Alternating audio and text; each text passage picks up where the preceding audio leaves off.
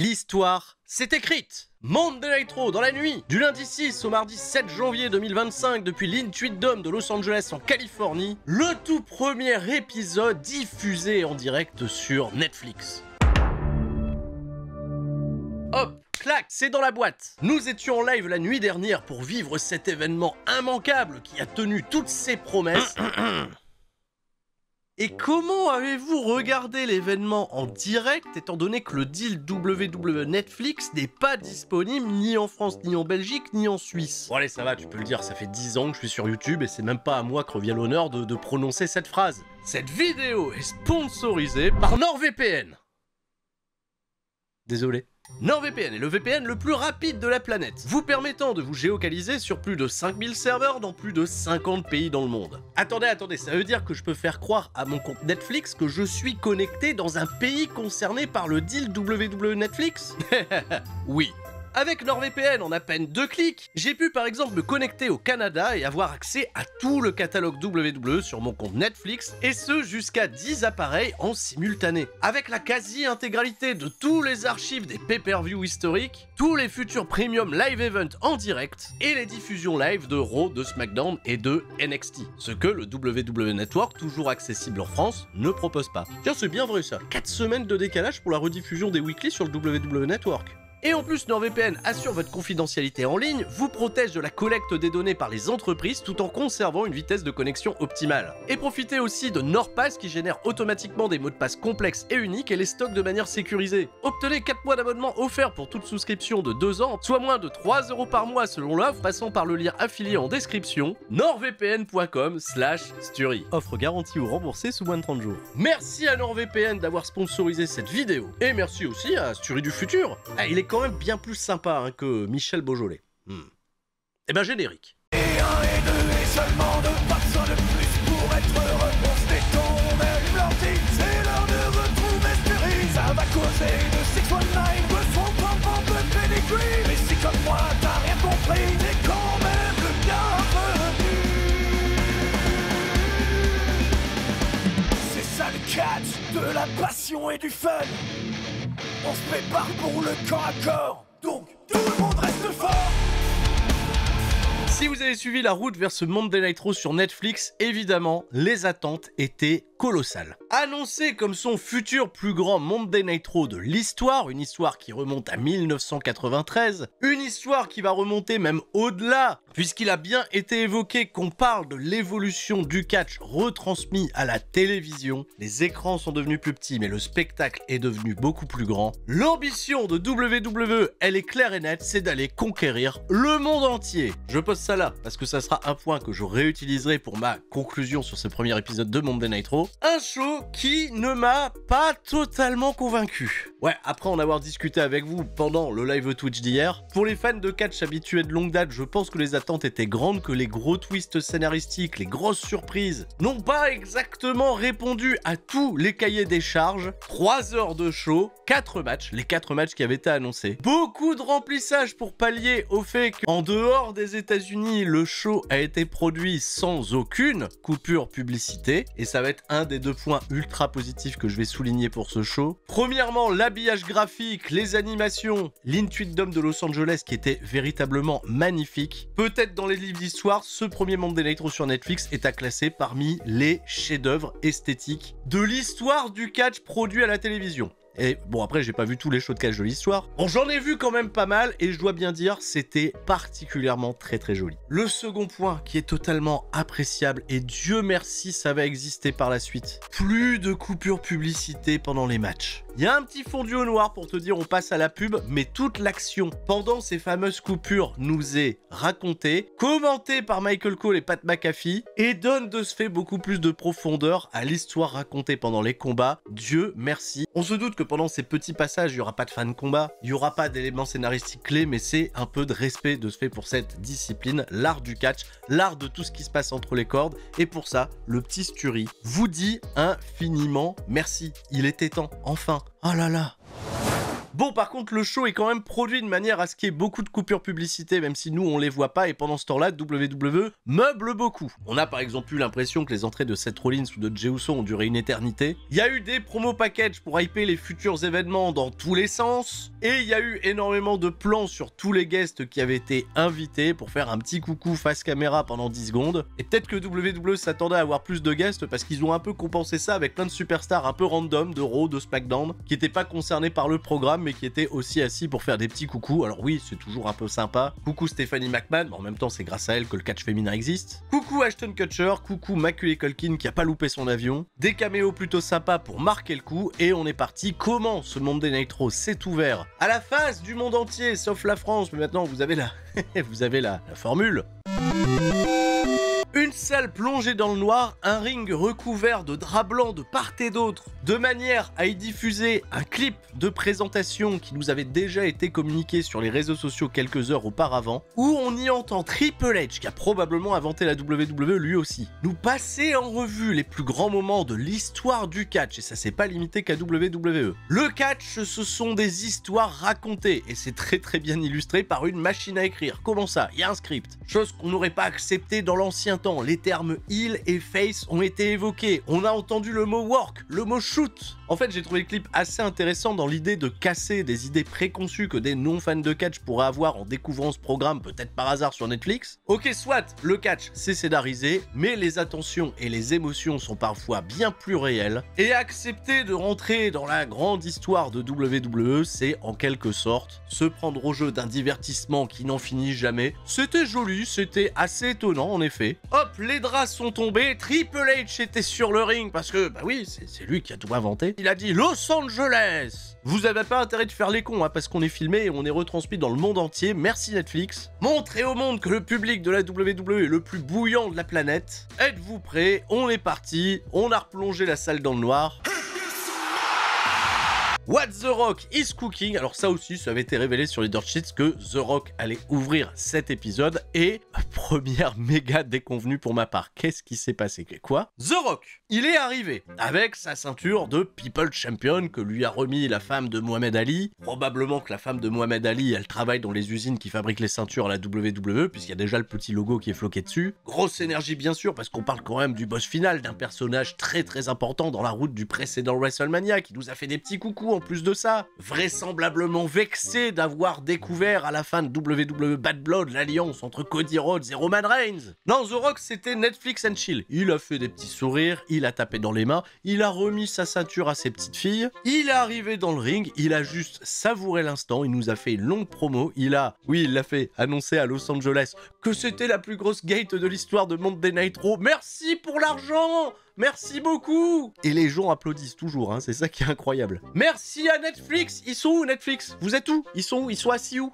Et là, je vous mens pas, il y a un plan qui se délocalise sur des gens, probablement en salon VIP, qui sont en train de regarder l'événement. Je me dis, ça doit être des tauliers de Netflix, je les connais. Hop! The Rock, il leur dit, il y a intérêt à ce que je sois pas glitché à l'image, hein, sinon je fais des programmes Squid Game, attention, moi j'arrive, je vous botte le cul. Attends, ça rigole pas, c'est The Rock, hein, c'est l'influence. Oula. En fait, The Rock, il a pas fait avancer les intrigues, comme on pouvait peut-être l'attendre. En fait, il est juste venu en corporate The Rock. Il a fait une longue liste de remerciements en disant que quand il était plus jeune, les seules manières pour lui de regarder du catch étaient d'accompagner son papa, à qui il a fait une petite dédicace, c'est toujours assez joli, sur les shows de catch où il était booké, ou d'allumer sa télé le samedi matin. Depuis, bah on peut toujours acheter un ticket pour aller voir du catch, mais maintenant regarder du catch, ça devient une affaire très sérieuse. Il a tenu aussi à remercier quelqu'un qu'il a qualifié comme celui qui porte la compagnie sur ses épaules depuis une année. Quelqu'un avec qui il a échangé de la sueur et du sang. C'est Cody Rhodes.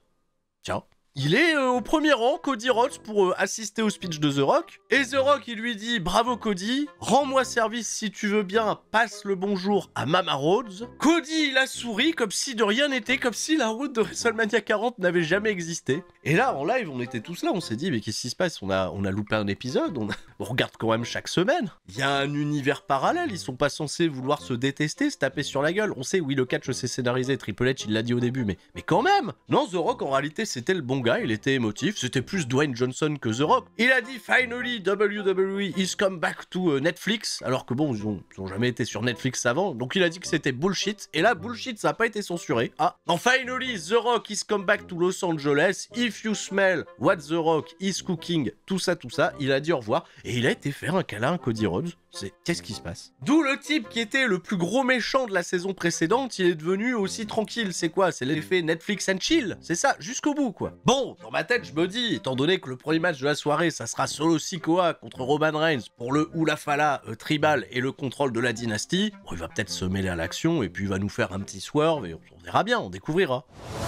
Allez, hop, Solo Sikoa, il fait son entrée. Très beau Solo Sikoa. Pas accompagné de Jacob Fatu et Tamatonga, parce que oui, c'est un combat tribal. On nous l'a vendu comme un match sans disqualification, mais aussi dans un match où il n'y aurait potentiellement pas d'intervention. Bah ouais, ça sera juste toi et moi, hein, Solo, Roman Reigns. Roman vient au ring accompagné de Paul Heyman qui va avoir la mission de tenir le Hula Fala pendant tout le match et de le remettre au vainqueur. Des présentations officielles d'Alicia Taylor, comme si c'était un match de championnat. Heureusement que le délire de faire une ceinture pour l'occasion, ils l'ont abandonné, ça aurait embrouillé tout le monde en réalité. Et on est parti pour un combat de ce fait sans coupure publicité, ça c'est encore une fois un régal, hein. Je vais pas m'arrêter là-dessus, je vais pas lâcher le truc, ça fait très plaisir. 20 minutes de combat, un diesel un peu long à chauffer. Alors que l'animosité elle était bien palpable, ça a commencé sur une grosse épreuve de force. Roman Reigns a pris l'avantage, l'action s'est délocalisée à l'extérieur du ring et Solo Sikoa va contrer l'Otici avec un Uranagi sur la table des commentateurs qui ne braisera pas, d'ailleurs très belle table des commentateurs, la nouvelle table est très jolie. Un coup d'escalier dans le visage, pour les États-Unis on est parti à la pub et nous on a pu profiter de la suite. Où c'était assez important de voir Solo Sikoa, arrogant, pleine confiance, continuer de dominer les débats sur Roman Reigns et un Paul Heyman qui était particulièrement très concerné, très inquiet. Toujours un petit peu sus Paul Heyman, on ne sait jamais quel petit swerve il pourrait nous amener. Solo Sikoa, il a introduit des chaises dans le combat pour asseoir un peu plus sa domination. Roman Reigns va réussir à inverser la tendance, porter plein de coups de chaise, il a peut-être un peu grid sur le dernier. Un low blow et un gros Uranagi qui n'obtiendra qu'un compte de 2. Une table a été installée et Roman Reigns va réussir à contrer Solo Sikoa et lui porter une powerbomb pour un compte de 1, pour un compte de 2 et un compte de... On ne le saura jamais, puisque c'est ce moment qu'a choisi Tamatonga pour apparaître et tirer la jambe de l'arbitre. De ce fait, bah ouais, il y a ref bump, alors il y a intervention, Jacob Fatu arrive également. Il porte son moonsault à Roman Reigns et Solo Sikoa enchaîne avec le Samoan Spike. Là, dans ma tête, je me dis, ils attendent quoi, Sami Zayn et Jimmy Uso pour intervenir? Et ben, on a joué la carte de la grosse confiance, puisque Roman Reigns s'est dégagé au compte de 2. Jacob Fatu, il voulait démarrer l'arbitre parce qu'il comptait peut-être pas assez vite, il comptait très bien cet arbitre. Solo Sikoa, il lui a dit calme-toi, mais c'est lui qui va mettre un Samoan Spike à l'arbitre, qui va faire dodo. De ce fait, la bloodline de Solo Sikoa encercle Roman Reigns, et là, on a envoyé la musique de Sami Zayn et de Jimmy Uso. Ils étaient peut-être à la bourre, Bon, ils peuvent intervenir de ce fait sans qu'il y ait un arbitre pour officier, alors qu'est-ce qui va se passer? Ils vont chasser Tamatonga, Jacob Fatu, et il va y avoir sur Solo Sikoa un méga combo, super kick, Eluva kick, spear de Roman Reigns. Vite, appelez un nouvel arbitre pour un compte de 1, pour un compte de 2, et un compte de simplement 2. Sami Zayn et Jimmy Uso, ils sont venus autour de Roman Reigns pour lui dire ça va aller, tu vas pouvoir continuer quand même. Roman, il leur a dit c'est bon les mecs, je m'en occupe. Hop, Sami et Jimmy, ils dive sur Tamatonga et Jacob Fatu, et hop, ils commencent à se battre jusqu'à l'extérieur de l'arène. Et alors que Roman Reigns était prêt à mettre une nouvelle spear à Solo Sikoa, là c'est sous les yeux de l'arbitre que Kevin Owens est arrivé pour lui mettre un stunner et libérer toute sa rancœur dont il nous avait parlé ces dernières semaines. Solo Sikoa fait le tomber et là encore Roman Reigns se dégage au compte de 2. Oh, c'en est trop pour Kevin Owens qui a mis over il y a quelques jours un autre move dans son arsenal, le package pile driver. Il est prêt à le porter, musique de Cody Rhodes. Lui qui était censé être médicalement inapte, il a quand même porté un Cody Cutter. Dans le ring, Solo Sikoa, il a esquivé la première spear mais il a pas vu arriver la deuxième et Roman Reigns pour pouvoir enterrer le dossier. Une dernière spear sous les grosses acclamations du public pour remporter la victoire compte de 3. Roman Reigns remporte le combat tribal et par la même occasion le Hula Fala qui en fera de lui l'unique chef tribal de cette compagnie. Alors j'ai pas trouvé qu'il y avait énormément de justesse sur l'utilisation de l'overbooking dans ce combat, assez intéressant cependant d'y avoir intégré Cody Rhodes et Kevin Owens, même si dans mon cœur j'aurais espéré que Solo Sikoa remporte les débats, Roman Reigns va bien asseoir sa domination et s'offrir une très très grosse victoire à l'endroit de la diffusion du premier combat de catch diffusé en direct sur Netflix. Alors que Paul Heyman rentre dans le ring pour remettre le Hula Fala au vainqueur, Solo Sikoa va pas être concerné par l'aftermatch, mais The Rock va arriver sans musique. Roman Reigns et Paul Heyman semblent un petit peu étonnés de sa présence. Nous, en réalité, on l'est pas tant que ça. On attend juste en fait qu'il corrige le tir par rapport à sa promo de tout à l'heure. Et The Rock va exiger de Paul Heyman de remettre lui-même le Hula Fala à Roman Reigns. Sans trembler, je peux te dire qu'on était tous accrochés à nos accoudoirs. On voulait voir ce moment et savoir qu'est-ce qui allait véritablement se passer. Eh bien, The Rock va juste remettre le Hula Fala à Roman Reigns en prenant son temps, en lui offrant une poignée de main tribale, probablement, que Roman Reigns va accepter. Et rien de plus. Voilà. Non, The Rock, c'était un bon gars, depuis le début. Netflix and chill. Alors, bon, qu'est-ce que j'ai envie de dire? Moi, j'aime bien les babyface, mais quand même, quoi. Les fans de catch, on est respectés où? The Rock, il nous a cassé les pieds pour nous retirer CM Punk et Drew McIntyre du main event de WWE Bad Blood, pour pouvoir débarquer à la fin du show et dire hey, Cody Rhodes, Roman Reigns, hey, vous êtes associés, tiens, la claque, et nous faire une promo derrière de 8 minutes, live Instagram, qu'est-ce qui se passe? Bah non, là, le mec, Netflix and chill, hop, on remet le collier, et il part en live Instagram, hein, pendant que nous, on nous diffuse Monday Nitro. Le mec, c'est parti, live Instagram, vas-y, Gorilla Position, des bisous, comment ça va? Triple H, il veut lui serrer la main, et le The Rock, il lui met un vent. On lui offre des bouteilles, il picole sur le parking. Oh, Travis Scott, comment ça va, mon frère? Oh, attends, encore mieux, il y a Cody Rhodes. Même Cody Rhodes, il a l'air surpris. Bah, t'es gentil avec moi. Bah ouais, The Rock, c'est un mec cool. Et puis, c'est pas parce qu'il a picolé un peu que ça va l'empêcher de prendre une bagnole pour se barrer. C'est pas la meilleure des images qu'on donne aux enfants. Mais là, je me suis dit, attends. Dwayne Johnson, The Rock, qui est quand même un type qui surcontrôle énormément son image. Tu vas pas me dire qu'il a profité de son pouvoir pour donner une très très bonne image de lui pour la première diffusion de Raw sur Netflix afin de se faire un coup de pub. Parce qu'attention, hein, The Rock qui a tourné heel dans la route de WrestleMania, ça s'est pas bien passé partout. Il a été même obligé de se justifier sur les réseaux sociaux qu'il incarnait un personnage de méchant pour éviter de se prendre un bashing par des gens qui comprennent pas les subtilités du catch. Non, The Rock, sérieux, tu chies dans la colle, frère, pense à nous, on a été investi dans ce que t'as voulu raconter, même après WrestleMania, quand t'as été voir Cody Rhodes. Tu lui as dit jamais j'oublierai. Bon, ok, c'est peut-être le signe que The Rock sera pas à WrestleMania, qu'il laisse la place pour des autres, qui reviendra plus tard pour raconter son histoire de Final Boss. Est-ce que ça sera en 2026? Parce qu'en 2026, bah non, il est obligé d'être un gentil, c'est un personnage Disney maintenant. Bon, voilà, je finis par lâcher l'affaire, mais The Rock m'a particulièrement déçu sur cet épisode. Bon, bah voilà, c'est tout.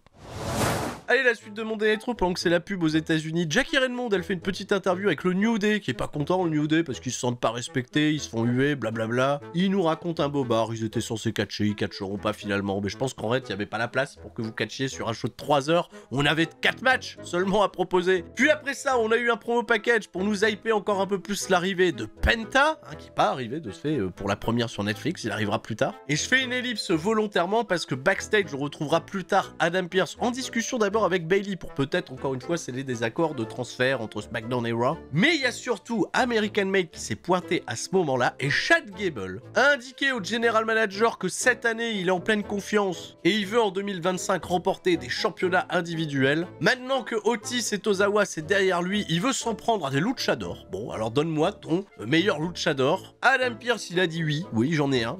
La semaine prochaine t'affrontes un luchador et on se doute de ce fait que ça sera Penta. Hein, ça va pas être Dragon Lee.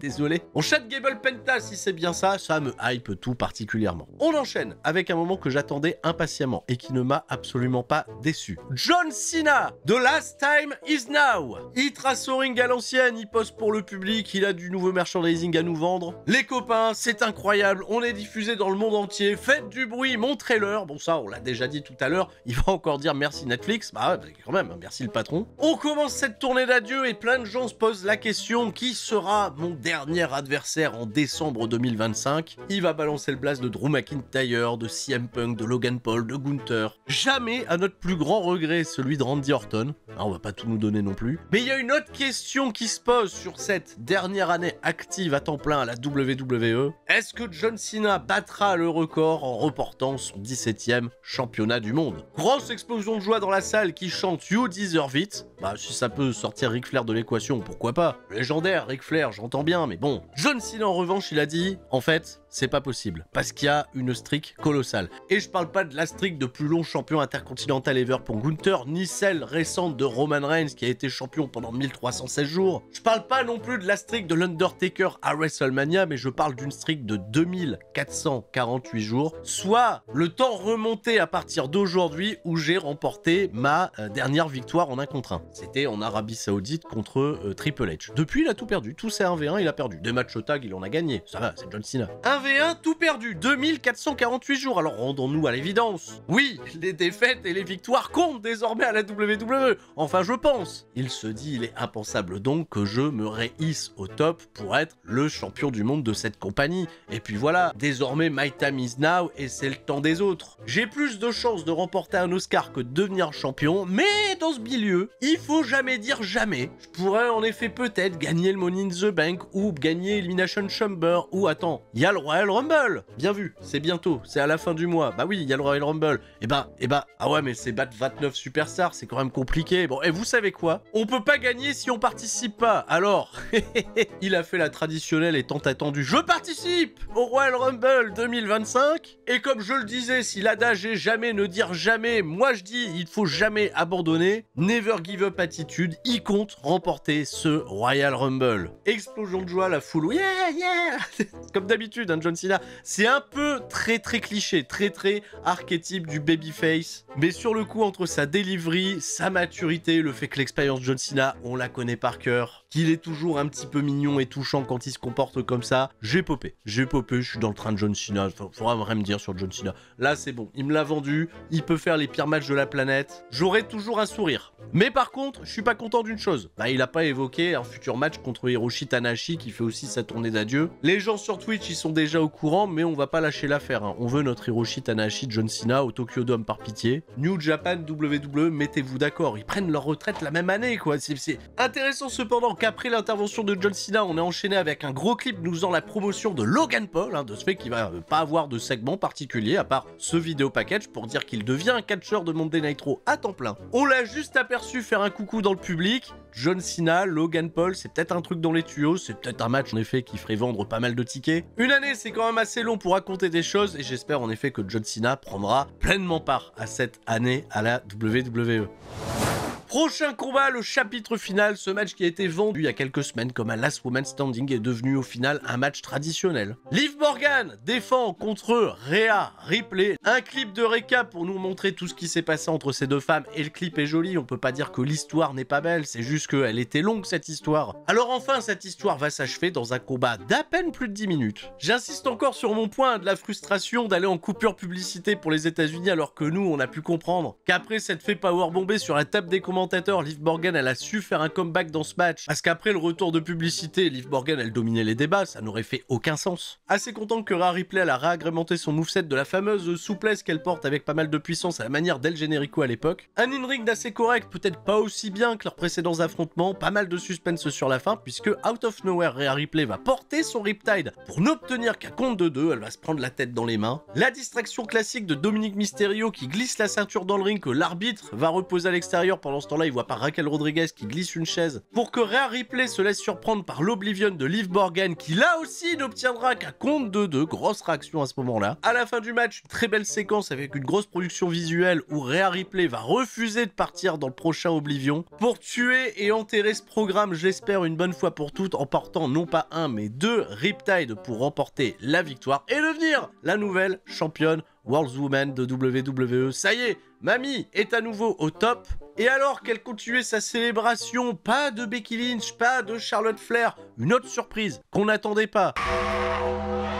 Undertaker! Oh là là! Il est partout, l'homme d'outre-tombe! Pour faire la loi des ténèbres! Bah ouais, il est venu, Undertaker, il est venu faire une moto, voilà. Il a fait un tour de ring, il a fait une pause avec Rhea Ripley pour être un petit peu American Badass, et puis il est parti. Voilà, c'était tout. C'était un caméo, comme ça. C'est le fanservice, voilà, c'est le fanservice, tout simplement. Alors que Jey Uso et Drew McIntyre se préparent pour leur match dans un instant, on a une petite interview par Jackie Redmond de The Miz qui s'enthousiasme sur le grand retour de John Cena, mais il est tout de suite rappelé à la réalité, celle de Karrion Kross et du testament final. Le Miz, vas-tu nous aider à vaincre les Wyatt Six? Le Miz, il répond, non, je veux plus y aller, j'en ai marre. Mais Karrion Kross, il lui dit, mais attends, t'es The Miz? Oui. T'as été 2 fois champion de la WWE? Oui. T'as déjà vaincu John Cena à WrestleMania? Oui. Tu vas nous aider à battre la Wyatt Six? Oui. Ah non, non, ah, je me suis fait avoir. Oh non, j'ai été piégé. Voilà, ni plus ni moins, c'était juste ça. Après avoir fait un énième tour de célébrité, la place est à nouveau plongée dans le noir et Travis Scott, il fait son arrivée. Par le public, avec une ceinture de champion hardcore et... Oula, c'est une cigarette mal roulée ça, qu'est-ce que c'est que ça? C'est le tabac, ça? C'est la drogue? C'est la drogue, il dirait Michel? Non, c'est la drogue? Le mec, il a fumé son bédo, tranquille, et Jey Uso est arrivé. Là, Triple H, dans la Gorilla Position, il devait être tendu. Hein. Oula, j'espère que Jey, il va pas tirer une latte, hein. Ce serait pas bon pour les affaires. Travis Scott, après, il est pas de chez nous, hein. C'est un invité. Puis peut-être il a le droit de fumer, en Californie, c'est légal. Moment totalement surréaliste pour ma part. Alors ça aurait pas pu arriver sur USA Network. Bon, ça a hité pendant un bon quart d'heure, parce qu'on est parti à la pub aux États-Unis. Pendant ce temps-là, des plans au drone, ça hite avec Pat McAfee, bam. Un petit clip pour nous rappeler qui est ce spécimen de Drew McIntyre, et Drew McIntyre a fait son entrée. Jey Uso l'a attaqué directement. Grosse énergie de babyface pour Jey Uso et un match qui a été plutôt compétitif. Ils ont pas sorti non plus le A-game dans un show qui manquait un tout petit peu de gros work rate, de grosses séquences. Jey Uso s'est dégagé d'un Claymore Kick qui était envoyé à pleine puissance, à pleine balle. Le bump, le selling, tout ça très très bien. Un de dégagement, j'ai fait oh, McIntyre il va poursuivre ses frappes, se préparer pour un nouveau Claymore Kick que Jey Uso ne va pas prendre étant donné qu'il va s'effondrer au sol. Ça a amusé McIntyre qui l'a redressé pour recommencer son mouvement et se faire surprendre dans cette bonne vieille zone.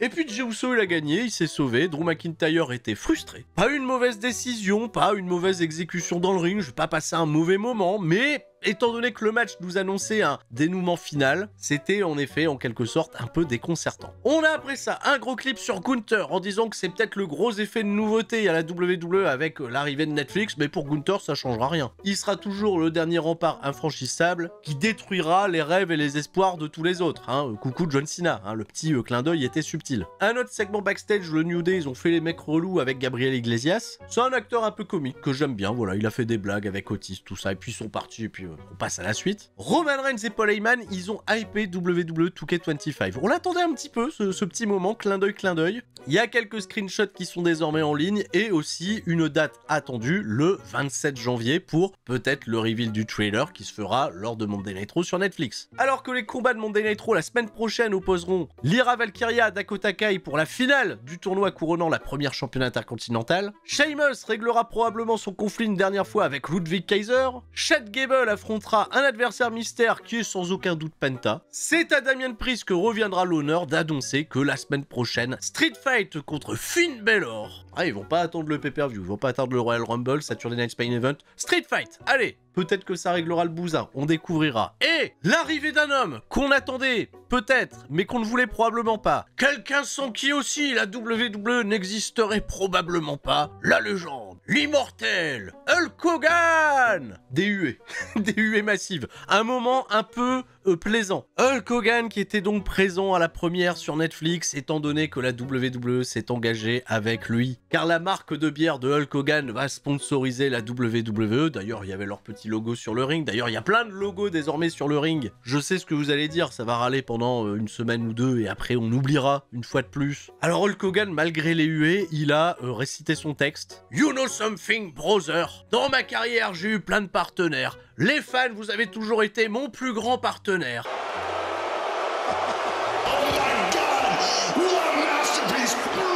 Mais il y a aussi ma marque de bière. Ça, c'est un sacré partenaire.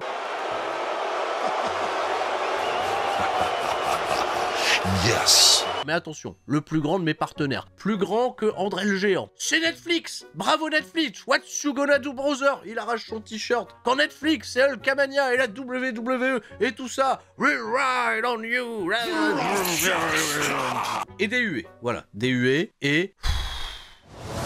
Et le main Main event, Seth Rollins contre CM Punk. Longue entrée pour Seth Rollins. Le compteur de décibels de retour à la WWE.weekly aux États-Unis. Ça a dépassé les 100, bravo, c'est joli. Ça sera pas aussi bien que Lyon, vous ne prendrez pas cette palme à la France. Très très beau Seth Rollins, très concentré, mais peut-être un peu trop submergé par les émotions. Ça sera d'ailleurs l'histoire du match face à un CM Punk. Back to Basics qui est venu avec sa veste légendaire de Ring of Honor. Un combat qui a tenu ses promesses. 19 minutes, un in-ring plutôt correct et je le disais, un Seth Rollins beaucoup trop à fleur de peau qui va commettre énormément d'erreurs. Des embrouilles pour rien du tout avec l'arbitre qui vont permettre à chaque fois à CM Punk de revenir, de cibler sa nuque pour pouvoir amorcer petit à petit le go to sleep bien sûr. Il fait des neckbreakers. Ça tabasse, il y a du bon répondant, il y a des bons échanges de strikes et on va surtout, bah oui, essayer de s'humilier en volant les finishes des uns des autres. Ça sera d'abord Seth Rollins qui va porter un go to sleep à CM Punk qui va rouler vers l'extérieur. Puis une fois qu'il va le remettre dans le ring, CM Punk va lui porter un stomp qui n'obtiendra cependant qu'un compte de 2. Nouvelle combinaison où Seth Rollins va réussir un go to sleep. CM Punk s'en dégagera aussi. Tentative de stomp esquivée par CM Punk qui va rouler à l'extérieur du ring. Seth Rollins va en profiter pour aller lui porter un pedigree sur la table des commentateurs qui ne cassera pas.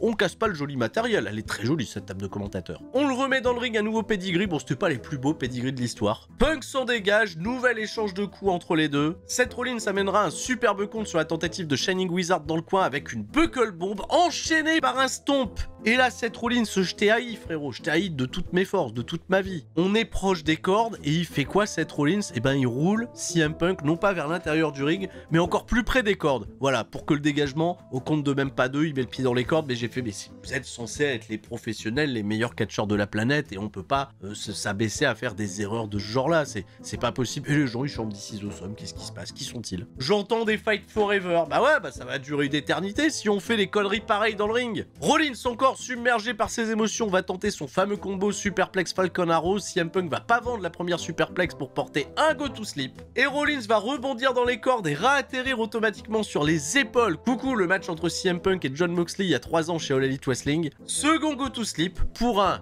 compte de 3. Décision très couillue de la part de la WWE d'avoir donné une victoire aussi clean à CM Punk, qui va, on s'en doute bien, frustrer encore un peu plus Seth Rollins et probablement démarrer son origin story. On va pas laisser le temps à CM Punk d'avoir une longue célébration. Le premier épisode de Monday Night Raw sur Netflix s'est arrêté ainsi. Et ça sera donc ma conclusion. J'ai été assez déçu parce que j'avais peut-être beaucoup trop d'attentes. En revanche, avec du recul, le fait de ne pas avoir trop complexifié la donne, de ne pas avoir trop complexifié les scénarios avec des twists, des comebacks, des arrivées, mais plutôt privilégier la nostalgie avec des visages un peu connus, voilà, comme John Cena, comme l'Undertaker qui fait juste un coucou à moto. WWE a cherché à récupérer une fanbase qu'elle a peut-être perdue au fil des années, fidéliser une nouvelle audience du papa qui raconte ses souvenirs de fan de catch à son gosse qui découvre ça sur Netflix, et d'enclencher un peu mieux cette stratégie de globalisation. Non, c'était pas une mauvaise idée, non, c'était pas un mauvais épisode de Monday Night Raw, il était peut-être décevant pour une certaine catégorie de fans de catch, dont je fais probablement partie. Mais je pense que WWE a fait le bon choix d'offrir un spectacle facile à lire, facile à intégrer, facile à comprendre pour poser des bases pour ce qui deviendra désormais la norme, puisque, bah oui, le deal est quand même prévu pour durer un bon paquet de temps. Ça va révolutionner totalement notre manière de regarder du catch, quoi qu'il en soit. Merci de m'avoir suivi, merci encore pour vos retours, et merci